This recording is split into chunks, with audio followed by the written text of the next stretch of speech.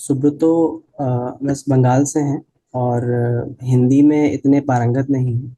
तो उनके बिहाफ पे मैं उनका प्रश्न रख रहा हूँ। अ, आचार्य जी प्रणाम। आप हिंदी समझ तो लेते हैं ना? हाँ जी आचार्य जी। हाँ, ठीक है, हाँ। आचार्य जी नमस्कार।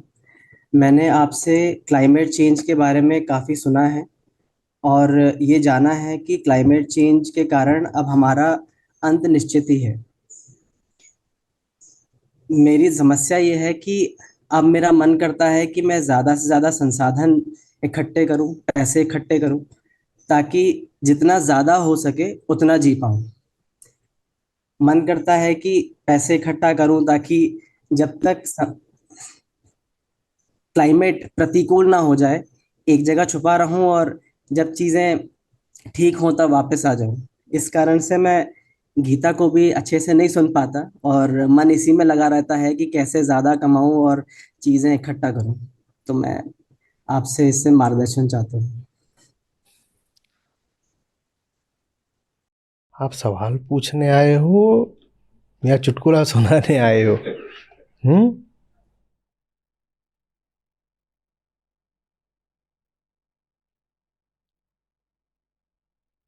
ये सब जो इवेंट्स होते हैं, ये दसों हजारों साल की टाइम स्केल पर होते हैं बाबा। ये थोड़ी होगा कि तुम कह रहे हो मैंने पैसा इकट्ठा कर लिया, जितने दिन क्लाइमेट चेंज वाली आफत रहेगी उतने दिन मैं कहीं दुबक के बैठ जाऊंगा और फिर जब क्लाइमेट चेंज खत्म हो जाएगा तो मैं पैसे बाहर लेके आऊंगा और मौज करूंगा। छिपकली हो क्या कि हाइबरनेशन में चले जाओगे और फिर जब मौसम बदलेगा तो बाहर आ जाओगे? ये एक मास एक्सटिंक्शन का फेज चल रहा है और जो पिछले फेजेस थे वो कोई ऐसा नहीं था कि 10 वर्ष के या 100 वर्ष के थे, वो हजारों साल चलते हैं। हम ऐसा नहीं है कि अभी बस मर ही जाएंगे, हम तिल तिल करके मरेंगे। ये 800 करोड़ लोग और ये करोड़ों प्रजातियां कोई एक दिन में थोड़ी साफ हो जाएंगे। और ना ऐसा है कि सारी प्रजातियां साफ ही हो जाएंगी। पहले भी जब ये मास एक्सटिंक्शन हुआ है, भयानक कुल विलुप्ति, तो वो सारी प्रजातियों को नहीं खा गया। 2-4% प्रजातियां बच जाती हैं जिनमें रेजिलियंस ज़्यादा होती है। जैसे अभी माना जाता है कि हमारे जो तिलचट्टे हैं ये बच जाएंगे, ये नहीं मरते आसानी से। तापमान बढ़ जाए, गंदगी बढ़ जाए, वायुमंडल में अंड बंड गैसें खूब बढ़ जाएं, तो भी तिलचट्टा ऐसी चीज़ है जो बच जाएगा। वैज्ञानिक कहते हैं कि अगर आणविक युद्ध भी हो जाए और खूब रेडिएशन फैल जाए तो तिलचट्टा कॉकरोच तब भी बच जाएगा। तो कुछ प्रजातियां बच जाती हैं और जो साफ होती हैं उनको साफ होने में बड़ा लंबा समय लगता है। तुम थोड़ी जिंदा रहोगे कि मैं पैसा बचा लेता हूँ, क्लाइमेट चेंज है 10-20 साल का है, फिर सब ठंडा पड़ जाएगा और तब मैं निकल के आऊँगा गुफा से बाहर। हम मरते मरते मरेंगे। अभी 1.5 डिग्री बढ़ा है तापमान, 2.5 होगा, ये होगा, जल स्तर बढ़ेगा। जल स्तर कितना बढ़ ही चुका है और बढ़ेगा। ऐसा थोड़ा ही है कि एक बार में ही ये जो सारा भूमंडल है ये जलाप्लावित हो जाएगा। वक्त लगेगा। हम्म। हाँ, लेकिन 800 करोड़ की आबादी में से अगर प्रतिवर्ष बस 1-2% भी जलवायु परिवर्तन की भेंट चढ़ने लगे तो सोचो कितना है। और कोरोना ने कुल कितने मारे थे, कोविड ने? उतना प्रतिवर्ष होगा जितना पूरा कोविड महामारी करके गई 2-2.5 साल में, उससे कई गुना प्रतिवर्ष लोग मरेंगे, बीमार पड़ेंगे, अपना घर खोएंगे, अपनी आजीविका खोएंगे, अपनी सेहत खोएंगे, अपना परिवार खोएंगे। ये वैसी चीज़ नहीं है जैसे कि कोई बाहर से कोई बड़ी भारी चट्टान आई, उल्का आई और पृथ्वी पर टकराई और हम समाप्त हो जाएंगे, कि जैसा कहते हैं ना डायनासोर इसलिए मरे थे कि एक जबरदस्त, वो भी तुरंत नहीं मर गए थे। एक एस्टेरॉयड आया था, वो टकराया था साइबेरिया में, उससे धूल उठी थी जबरदस्त, वो धूल छा गई थी। धूल जब छा गई थी तो एक जबरदस्त जाड़ा छा गया था जो सैकड़ों हजारों साल तक रहा। उसने पृथ्वी के पूरे मौसम को बदल कर रख दिया। उसमें धीरे धीरे धीरे बहुत कष्ट के साथ हजारों प्रजातियां विलुप्त हुई, जिनमें डायनासोर भी थे। डायनासोर अकेले नहीं थे जो मर गए थे, वो अपने साथ हजारों प्रजातियां 2-4 दिन में नहीं मर गए थे। उन्होंने भी बचने की बड़ी कोशिश करी, गर्म जगहों पर जाने की कोशिश करी। जो वो चीजें खाया करते थे वो चीजें मिलनी बंद हो गई, चाहे वो शाक हो चाहे दूसरे जानवर हो जिनको वो खाते थे, वो दूसरे जानवर ही नहीं बचे, तो अब डायनासोर कैसे बचेंगे। तो उन्होंने भी, इस पे पूरा साहित्य है, बड़ा रोचक साहित्य है। और वो जो साहित्य है उसमें हर साल कुछ जुड़ता रहता है, जैसे नई नई खोज होती है। जब मेरे पास समय ज़्यादा होता था तो मैं ये सब बड़े उत्साह से पढ़ा करता था। ये अभी एक नई खोज आई है कि किस तरह से डायनासोर की इस प्रजाति ने बचने की इस तरह से कोशिश करी थी और कुछ हद तक सफल भी रहे थे।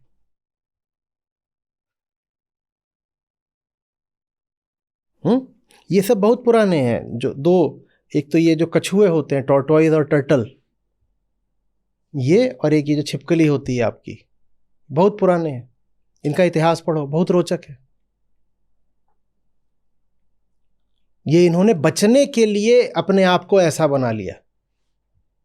सोचो कितनी भारी दुर्दशा रही होगी कि बचने के लिए ये बनना पड़ा।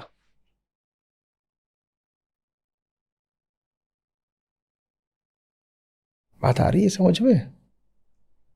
ऐसा भी अगर होता ना कि एक झटके में सब साफ हो जाता तो शायद हमें दर्द कम होता। हम एक झटके में नहीं साफ होंगे। फिर बोल रहा हूं, हम घुट घुट के तिल तिल करके मरेंगे, और मरने से पहले हम न जाने कितने अपनों की मौतें देखेंगे।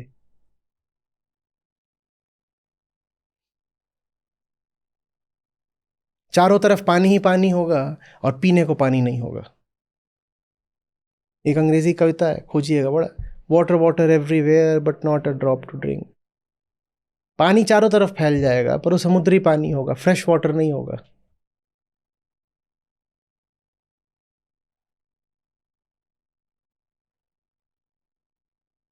फ्रेश वाटर जितना है वो पिघल करके समुद्र में पहुंच जाएगा। पियो समुद्री पानी। और पियोगे क्या? वो समुद्री पानी तुम्हारे घर के अंदर घुसा हुआ है, जो करना है कर लो।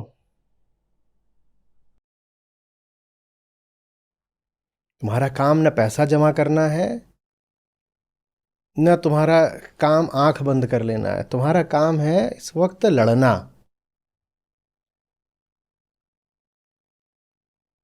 आदमी को ना जिंदगी में बहुत लड़ाइयाँ नहीं लड़नी चाहिए। ज़्यादातर लड़ाइयाँ तो लड़ने लायक नहीं होती। 100,000 मौके आए कहीं लड़ जाने के, तो उसमें से 99 या 999 की तो उपेक्षा कर देनी चाहिए। भले ही कोई आपको कितना भी उकसा रहा हो, भड़का रहा हो, युद्ध में आमंत्रित कर रहा हो, घुसना ही नहीं चाहिए। जिंदगी माने ही लफड़े झपड़े, नहीं घुसना चाहिए। उत्तेजनाएं, प्रोवोकेशंस, इनमें पड़ना ही नहीं चाहिए। पर हर इंसान की जिंदगी में एक युद्ध ऐसा आता है जिसको वो पीठ नहीं दिखा सकता। मैं समझता हूं हमारी पीढ़ी के सामने वो युद्ध है जलवायु परिवर्तन को रोकने का। इसको नहीं पीठ दिखा सकते। बाकी बातों में तो मैं कहता ही नहीं उलझो। ये संसार झाड़ और झांखड़, इसमें कौन उलझता है? उलझ ही मर जाना है। मैं तो खुद कहता हूं कि झाड़ झाखड़ से उलझो मत, बच के चलो बस अपना। लेकिन ये एक लड़ाई ऐसी है जहां हम ये नहीं कह सकते अनुपस्थित, एब्सेंट, इसमें नहीं पीठ दिखाई जा सकती। बात अपनी नहीं है, चलो अपनी बात होगी, कष्ट सह लेंगे, मर जाएंगे। उन्होंने क्या बिगाड़ा है जो जो हमारी वजह से इतना दुख पाएंगे? उनके लिए फिर चाहे वो जानवर का बच्चा हो या इंसान का बच्चा, उसने कुछ नहीं बिगाड़ा है।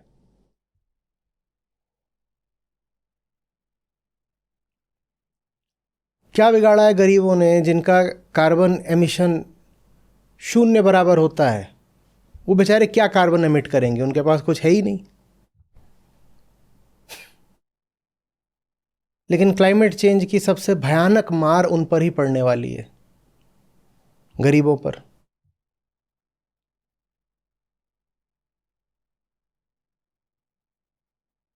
पशु, गरीब, और गरीबों में भी महिलाएं।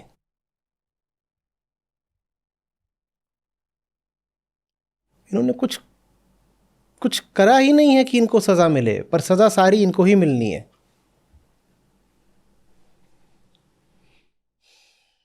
मिलनी नहीं है, मिल रही है।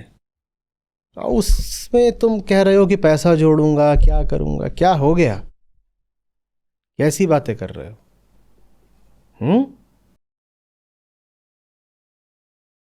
एक बात और समझना, क्लाइमेट चेंज और दुनिया की जितनी बाकी समस्याएं हैं वो सब आपस में गुथी हुई हैं, सब एक ही स्रोत से आ रही हैं। तो जब मैं बोलता हूं कि जलवायु परिवर्तन, तो साथ में ये भी बोलता हूं कि उससे लड़ने का एकमात्र तरीका आत्मज्ञान ही है। और आत्मज्ञान सिर्फ जलवायु परिवर्तन से नहीं लड़ता, वो न्यूक्लियर प्रोलिफरेशन से भी लड़ता है, वो बायोडाइवर्सिटी एक्सटिंक्शन से भी लड़ता है, वो पॉपुलेशन एक्सप्लोजन से भी लड़ता है,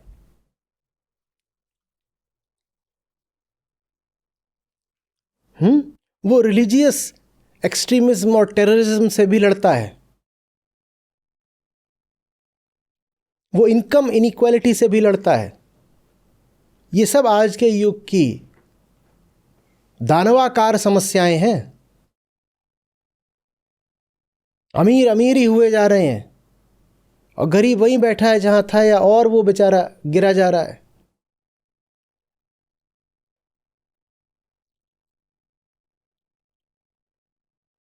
जानवरों में कुल 5 7 10 प्रजातियां जो इंसान के काम की हैं और जिनका इंसान कृत्रिम गर्भाधान कराता है, उनकी तादाद बढ़ती जा रही है। वही वही जानवर हैं। दुनिया में इस वक्त अगर 100 जानवर हैं तो उसमें से जाने 96 या 98 वो हैं जिनको इंसान ने कृत्रिम रूप से पैदा करा है। बाकी सबको इंसान या तो खा गया या नष्ट कर दिया। तो पूछो कि दुनिया में इस वक्त जानवर की कुल गिनती करो तो उसमें जानवर के नाम पे बस यही निकलेंगे, बकरी, मुर्गी, भैंस, गाय, क्योंकि इनको इंसान ज़बरदस्ती पैदा करता है। सुअर काटने के लिए पैदा किया था ना, पोर्क, यही। बाकी सब जानवर मार दिए। आत्मज्ञान इन सब समस्याओं का एकमात्र साझा केंद्रीय इलाज है, और इन समस्याओं की साझी और भयावह अभिव्यक्ति है क्लाइमेट चेंज। इसलिए हम उसकी बात करते हैं, वरना सारी समस्याएं एक है। और सब समस्याओं को अलग अलग देखना बहुत बड़ी समस्या है। इंसान के सामने आज जितनी समस्याएं हैं ना, वो एक ही केंद्र से आ रही हैं। हमें कुछ पता नहीं, हमें भोगना बहुत है, ये है समस्या। हमें भोगना खूब है।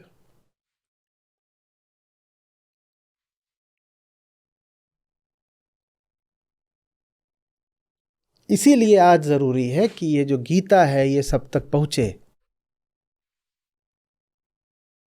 ये शास्त्र नहीं है, ये दवा है।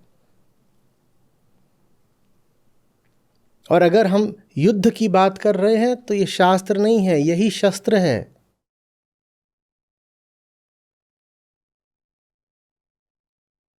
जब बीमारी का या दुश्मन का नाम दुश्मन का नाम हो यदि अज्ञान, तो बताओ ज्ञान देने वाली गीता शास्त्र हुई या शस्त्र?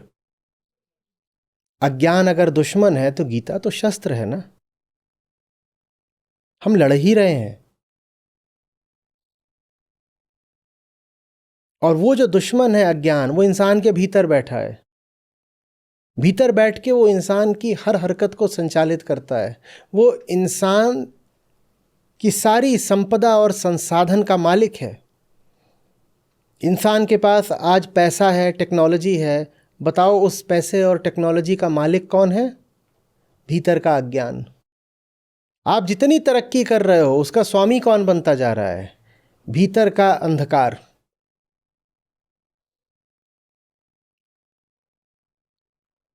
इसीलिए जो बड़ी से बड़ी लड़ाई है आज, वो भीतरी अंधेरे के खिलाफ है। हम वही लड़ाई लड़ने की कोशिश कर रहे हैं।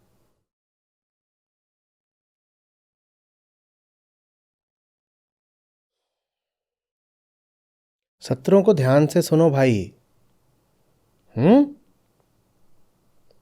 जी अच्छा जी। आगे बढ़ो। सत्य में रख श्रद्धा पार, नमित करके अहंकार, गीता की गुण करके बात, आमुक्त हो भव बंध काट। सत्य में रख श्रद्धा पार, नमित करके अहंकार, गीता की गुण करके बात, आमुक्त हो भव बंध काट। लंबे उल्टे रास्तों पर मुझे खोजते धाते हो, रुको साफ देखो भीतर, बोलो किसे तुम पाते हो। लंबे उल्टे रास्तों पर मुझे खोजते धाते हो, रुको साफ देखो भीतर, बोलो किसे तुम पाते हो।